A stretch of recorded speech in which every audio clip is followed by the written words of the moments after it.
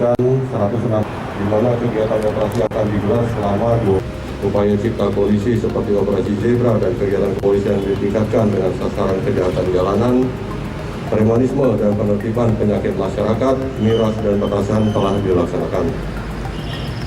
Namun demikian, keberadaan pos-pos pengamanan dan pelayanan tetap harus dilakukan. Di samping itu pula penegakan aturan terkait tempat hiburan dan penjualan minuman beralkohol perlu dilakukan secara bersama-sama dengan pemerintah daerah setempat. Terkait dengan aksi terorisme, peran Satgas Anti Teror Polda jajaran perlu ditingkatkan. Upaya-upaya preventif strike terhadap seluruh jaringan pelaku teror perlu dilakukan untuk mencegah terjadinya aksi terorisme. Selain itu, guna meningkatkan keamanan personil di lapangan, perlu diterapkan buddy system dan peningkatan kewaspadaan personil.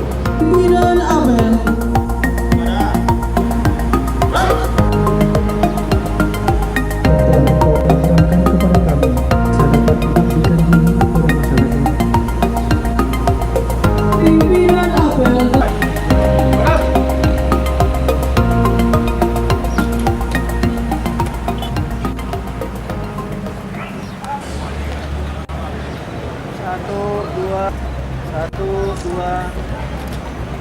Ini untuk dari kepolisian sendiri untuk himbauan malam tahun baru apa yang dilakukan? Oh, yang jelas kita mendukung dari kanun ya, kanun yang yang diterbitkan oleh pemerintah daerah, bahwasanya untuk kegiatan-kegiatan masyarakat dalam memperingati Natal tahun baru tidak dilakukan secara euforia, melakukan kegiatan-kegiatan pawai atau kegiatan-kegiatan hiburan, itu himbauan dengarkan.